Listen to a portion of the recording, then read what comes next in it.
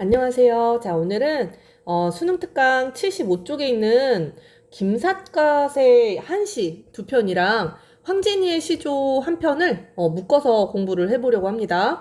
아무래도 이 표현의 묘미를 살린 작가들이기 때문에 이렇게 묶여서 수능 특강에 나와 있는 것 같아요. 그 중에서도 이 김삿갓이라는 시인은 여러분들 들어보셨나요? 방랑신 김삿갓 뭐 요렇게 이야기를 많이 하는데 이분이 사실은 과거 시험을 보러 갔다가 자기도 모르게 그 과거 시험 문제로 나온 거 막 답변을 막 적었는데 알고 보니까 그 자기 할아버지에 대한 행적을 비판하는 글을 쓰게 된 거예요. 그래 나중에 그 사실을 알게 되고 속세에 미련을 버리고 방랑을 하게 됩니다. 그래서 방랑하면서 쓴 시들이 굉장히 많은데 시들이 굉장히 양반의 시라기보다는 조금 더 풍자적이고 뭔가 누군가를 조롱하고 비판하는 이런 시들도 많고 굉장히 외설적인 시들도 있더라고요. 그래서 김삿갓이라는 인물은 지금으로 치면 래퍼에 해당되지 않을까. 쇼미더머니에 나올 만한 그런 래퍼 정신을 가진 그런 시인이 아니었을까. 이렇게 생각을 해봅니다. 여기 나와 있는 이제 시가 두 편이 나와 있는데요. 하나는 이제 자신의 그 방랑 세월에 대해서 이야기하는 시. 요 가시가 그렇고요.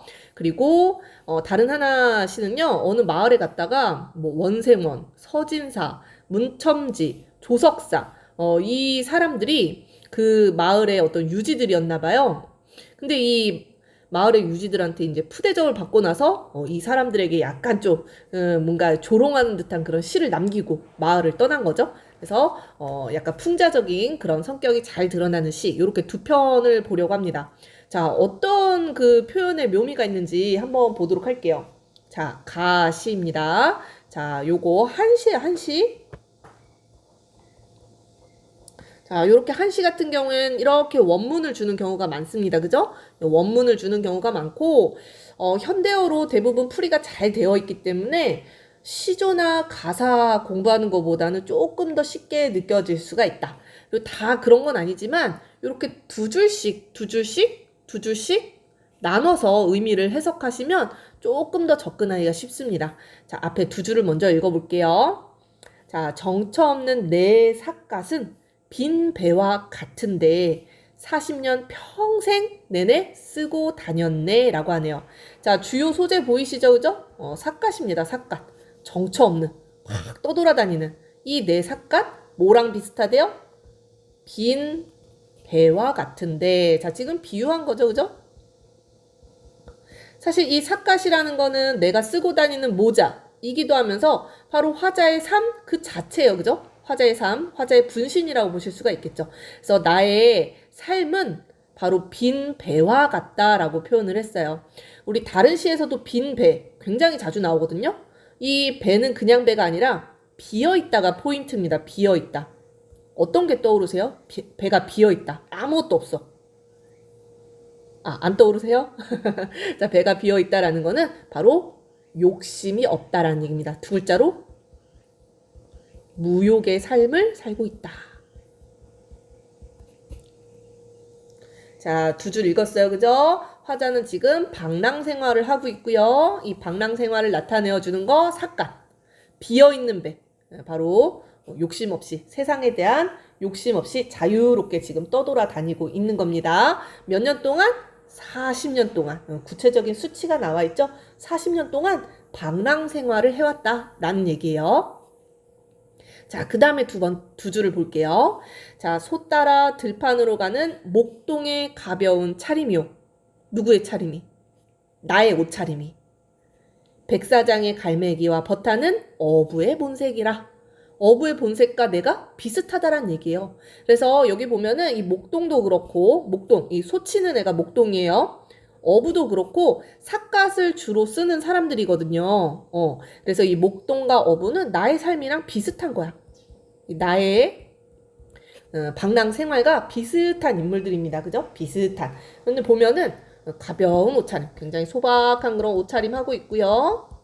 백사장의 갈매기와 버타는 뭐예요? 갈매기는 이 자연을 의미하잖아요. 자연과 친구 되어, 그지? 자연과 친구 되어 살아가는 어부의 본색이라네. 어부도 굉장히 소박하고 자연과 벗삼아 자연을 벗삼아 살아가고 있네요. 바로 이 나의 모습과 비슷하다라고 보실 수가 있겠죠. 그죠? 자, 그래서 여기까지 자신의 삶을 목동과 어부의 삶에 빗대었다라고 보실 수가 있어요. 자, 그 다음 두 줄 볼게요. 그래서 나는요, 술에 취하면 벗어 걸고, 뭐를? 삿갓을, 그죠? 삿갓을 벗어 걸어놓고 꽃나무를 바라봐요. 또 술 마시면 뭐예요? 흥취가 오르죠, 그죠? 흥이 나면 손에 들고, 삿갓을 손에 든다라는 얘기입니다. 삿갓, 생략되어 있네요. 손에 들고 누각에 올라가. 누각은 높은 곳에 세워놓은 건물 같은 겁니다. 자, 그래서 누각에 올라 달 구경을 하네. 지금 뭐예요? 꽃 구경도 하고 달 구경도 하고 자연을 완상하는 모습 드러나죠. 자연을 완상하는. 이 술이라는 소재는 이런 자연을 감상하면서 풍류 생활을 이야기할 때 자주 등장하는 소재예요. 그죠? 그래서 술 마시고 자연 감상하면서 여기 정서 나오죠? 정서. 흥에 겨워. 그지? 내 삶에 대해서 뭐예요? 만족감 드러나잖아요. 그죠? 긍정적인 정서가 드러나죠. 긍정적인.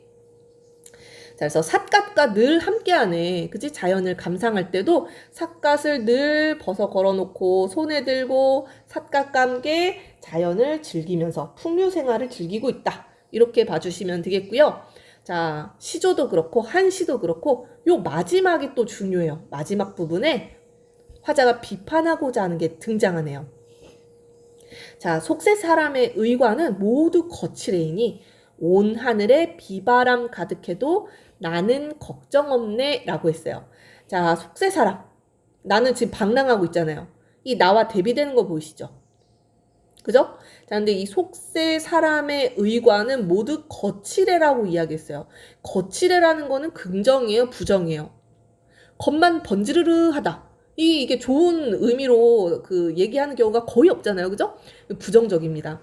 위선적이고 허례허식. 이 겉으로 이 꾸민 보여지는 거에만 이제 치중을 한다라는 거죠. 그래서 이 속세 사람은 비판의 대상이 되고요. 바로 나와 대비되는 대상이다. 이렇게 꼭 체크해야 되겠네요. 이거 중요하네. 그지? 마지막 부분에 나오는 것들.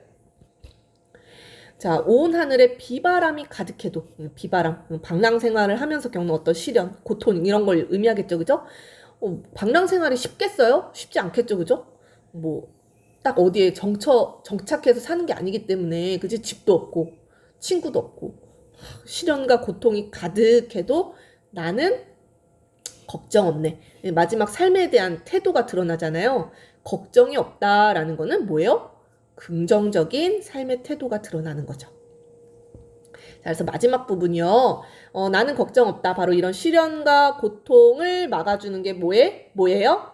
삿갓입니다. 삿갓. 그래서 삿갓의 실용성에 대해서 이야기를 하면서 나의 삶을 긍정적으로 만족감이라는 표현이 여기 나오네요. 그죠? 자기 삶에 대한 만족감도 드러내고 있다. 이렇게 봐주시면 될 것 같고요. 한 가지만 더 체크하자면은 내가 쓰고 다니는 건 삿갓이죠. 그지? 비바람을 막아줍니다. 굉장히 실용적이고 이런 삿갓과 같은 그런 소재가 의미하는 거는 바로 추구해야 될 어떤 본질적인 걸 의미한다라고 보실 수가 있어요. 근데 요거랑 이제 대비되는 소재가 바로 속세 사람의 의관입니다. 속세 사람의 의관.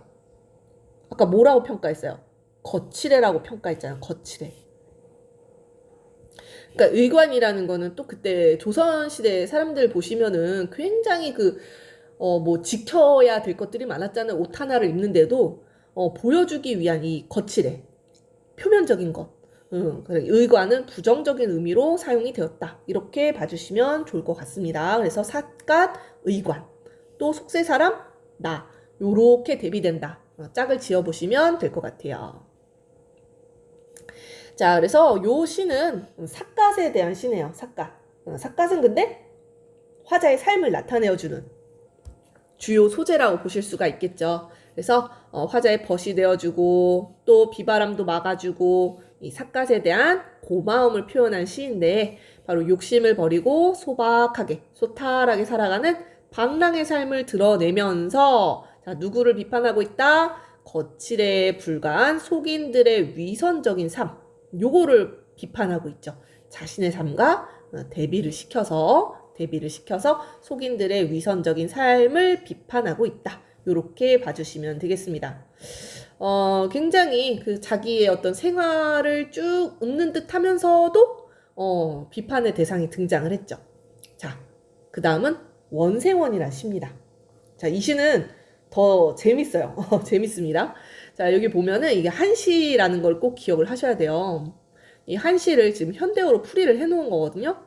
근데 이 한시를 보면은 일출 원생원, 묘과 서진사, 황혼 문첨지, 야출 조석사에서 여기에 나오는 사람들이 인물을 지칭하는 표현들이에요. 그죠?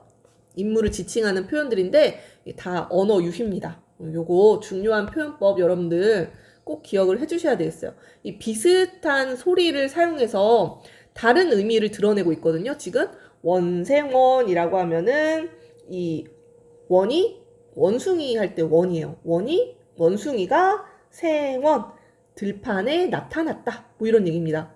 해 뜨자마자 원숭이가 나타났다. 뭐 이런 얘기겠죠?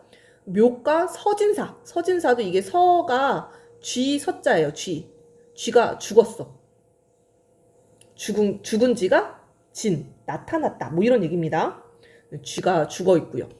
또 문첨지. 아무튼 이렇게 한자어를 뭐 일일이 뭐 다 의미를 얘기하기보다는 자, 여기에서는 언어 유희를 사용해서 아까 그 김삿갓을 약간 좀 구박했던 문전박대를 했던 이 네 사람을 조롱하기 위한 언어 유희를 사용했다. 이렇게 기억을 해주시면 좋겠죠. 자, 왼쪽으로 가서 보시면은 자, 이거 중의법도 사용됐다라고 보실 수가 있는데 중의법 바로 그냥 해석하면은 동물들이에요. 동물들. 근데 여기 나와 있는 동물들이 다 좀 부정적인 대상들이야. 그쵸? 벼룩, 모기 막 피 뜯는데, 그치? 쥐, 그것도 죽어있는 쥐. 원숭이는, 여러분들 원숭이는 좀 잘 의미가 해석이 안 되실지 몰라도, 이 원숭이라는 그 동물이 시에 등장할 때는 굉장히 뭔가, 쓸쓸하거나 애잔하거나 인생 무상을 나타낼 때 그럴 때 많이 사용되는 동물이에요. 그래서 이 원숭이도 그렇게 썩 좋지만은 않은 부정적인 그런 속성을 지닌 대상으로 많이 쓰입니다. 그래서 부정적인 속성을 지닌 동물들이 쭉 나타난단 말이에요. 언제 나타나요? 해 뜨자 원숭이가 나타나고 고양이가 지나가자 쥐가 다 죽어 있어. 황혼이 되자 모기가 처마에 이르고 모기가 날 언제 물을지 몰라요. 그죠? 밤이 되자 벼룩이 막 쏘아대요. 해 떠서 밤이 될 때까지 지금 시간의 흐름 나오는 거 보이죠? 해가 떠서 밤이 될 때까지 나를 괴롭히는 이 동물들만 잔뜩 등장을 한다 이 얘기예요. 첫 번째로 해석을 하자면 여기 나오나요? 푸대접 여기 첫 번째 주제 나오네요. 하루 종일 화자를 괴롭히는 동물들에 대한 시로 해석을 할 수 있다라는 거죠. 하지만 한 걸음 더 가자면은 중의적인 의미가 사용됐다라고 했잖아요. 그냥 원숭이가 아니라 원숭이 같은 이 원생원. 그 네 명의 그 마을 유지 있죠? 바로 풍자와 조롱의 대상들입니다. 이 찍찍찍찍 욕을 하면 안 되겠죠? 그죠? 쥐새끼 같은 서진사. 그죠? 모기 좋지 않잖아요. 그죠? 나 막 내 피를 막 잡아 뜯는데, 그지? 이 모기 같은 문첨지, 벼룩 같은 조석사. 그래서 이 네 명의 마을 유지들을 다 부정적인 속성을 지닌 동물에 빗대어서 풍자하고 조롱하는 그런 시로 우리가 해석을 하는 게 훨씬 더 재밌죠. 그죠? 재미있는 그런 풍자시입니다. 풍자시. 자, 그래서 자, 여기 박스에 있는 네모 설명 같이 읽어보면요. 자, 마을 유지들에게 이제 푸대접을 받은 후에 지은 시입니다. 굉장히 짧은 5원 절구에 해당되는 시인데요. 자, 이 세 글자가 한자 음을 읽으면 원생원, 서진사, 문첨지, 조석사 이렇게 발음이 돼요. 발음. 그래서 그 마을 유지들의 그 부르는 호칭이랑 딱 맞는 거죠. 그래서 중의적인 방법을 사용해서 그 사람들을 동물에 빗대어 풍자시입니다. 풍자시. 그래서 두 번째 주제는 바로 이 지방 유지들을 동물에 빗대어서 조롱하고 있다, 희롱하고 있다 이겁니다. 여기 본문에 나와 있는 설명도 여기에서 이제 벗어나지 않죠. 그죠? 자, 그래서 여기 보면은 원숭이, 쥐, 모기, 벼룩 다 이 화자를 괴롭히는 대상들이에요. 그죠? 괴롭힘을 당하는 이 화자의 안타까운 처지가 드러나고요. 자, 근데 우리말 이 도금과 관련해요. 도금이라는 건 읽어본다라는 얘기예요. 음을 읽어보면은 다 이 사람을 지칭하는 그 표현이에요. 그래서 의미는 다르지만 유사한 소리가 나는 한자들을 활용해 바로 마을 유지들을 골려주려는 조롱하는 그런 작가의 의도를 짐작할 수 있는 시다. 뭐 이런 얘기예요. 그래서 이 마을 유지들이 그래도 시를 읽을 줄은 알았나 봐요. 우리들 얘기구나 하면서 부끄러움을 느꼈다. 뭐 이런 일화가 전해져 온다라는 이야기입니다. 자, 그래서 중의법, 언어유희 이런 것 좀 기억을 해주셔야 될 것 같아요. 자, 이 작품이랑 같이 또 묶여 있는 작품이 황진이의 청산리 벽계수야 라는 작품입니다. 이 작품도 굉장히 이 중의법과 언어유희를 굉장히 잘 사용했는데요. 사실 이 황진이의 시조는 선생님이 그 전에 황진이의 시조를 한 4-5편 묶어서 영상을 찍어 놓은 게 있습니다. 그래서 황진이의 시조들을 여러분들이 한번 묶어서 공부를 해보시면 좋을 것 같은데, 이 작품은 중의적인 어떤 그런 의미파, 요게 핵심이거든요. 이 청산리 벽계수라는 게, 벽계수, 걔가 시냇물이란 뜻이잖아요. 그죠? 신의 이름이기도 하면서 벽계수라 불렸던 왕족이 있었어요. 왕족이. 이 왕족을 약간 유혹하는 노래로도 해석을 할 수가 있습니다. 황진이가 기녀인 거는 아시죠? 그죠? 기녀입니다. 기생. 굉장히 시를 잘 지었던 팔방 미인이었어요.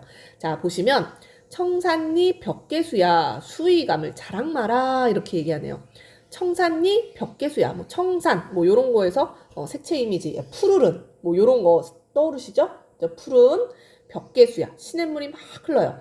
자, 2가지로 해석할 수 있겠습니다. 그죠? 시냇물 또는 왕족의 어떤 별칭입니다. 별명을 벽계수라고 불리는 이원혼이라는 왕족이 있었어요. 자, 벽계수야 이렇게 부르니까 뭐 도노법이기도 하고요. 청자로 설정을 해놓고 있어요. 말을 건네는 방식 이렇게도 우리가 이야기를 합니다. 자, 쉽게 흘러가는 것을 자랑하지 말래요. 빨리빨리 흘러가는 걸 자랑하지 말래. 무슨 얘기일까? 자, 일도 창해하면 다시 오기 어려워라 라고 얘기하네요. 그쵸? 이 시냇물이 창해, 바다에 도착하면 그런 뜻이에요. 자, 그대로 해석하면 시내가 바다에 도착하면 그런 뜻이에요. 시냇물이 바다까지 흘러가면 다시 돌아오나요? 아니죠. 그죠? 자, 한 번 가면 돌아오기 어려운 인생사를 이야기할 때도 이 물의 흐름을 인생사에 빗대어서 얘기하는 경우가 많잖아요. 그래서 우리 여기서 꼭 체크해야 되는 거는 무상함의 정서예요. 무상함. 인생은 물과 같아서 물이 흘러가는 것과 같아서 한 번 가면 돌아올 수가 없어요. 그쵸? 선생님이 지금 나이를 뭐 먹었는데 옛날 10대 때로 돌아갈 수 없는 것. 그죠? 당연하죠. 그죠? 자, 그리고 이 벽계수를 유혹하는 노래라고 해석을 한다면 이 벽계수가 나를 떠나 다른 곳으로 간다면 나랑 놀지 않고 다른 곳, 뭐 다른 이에게 간다면 뭐 이런 뜻으로 해석할 수가 있겠습니다. 굉장히 여러 가지 중의적인 의미로 해석이 되는 거죠. 명월이 만공산하니 쉬어간들 어떠리라고 했어요. 자, 명월 2가지 의미로 해석이 됩니다. 말 그대로 밝은 달이 떴어. 만공산, 달이 가득, 달빛이 산을 가득 채웠다 이런 얘기입니다. 또는 2번째 의미는 황진이에요. 황진이의 기명이 그 기생들의 이름이 있잖아요. 이 기명이 명월이었어요. 명월아 이렇게 불렀거든. 그래서 이 내가 만공산하니 내 이 마음이 가득 차 있을 때 쉬어간들 어떠리라고 했어요. 쉬어간들 어떠리. 자, 여기에서 화자의 정서가 드러나죠. 쉬어가는 것이 어떠하겠느냐. 서리법을 사용해서 좀 쉬어가라. 권유하고 있는 거예요. 권유. 자, 근데 중의적인 의미로 해석을 해야 되니까 2가지로 한번 해석을 해볼게요. 첫 번째는 지금 달도 좋고, 그지? 너무 좋아. 그냥 지금 쉬어가자. 자연에서 쉬어갈 것을 또는 뭐 현재를 즐기자.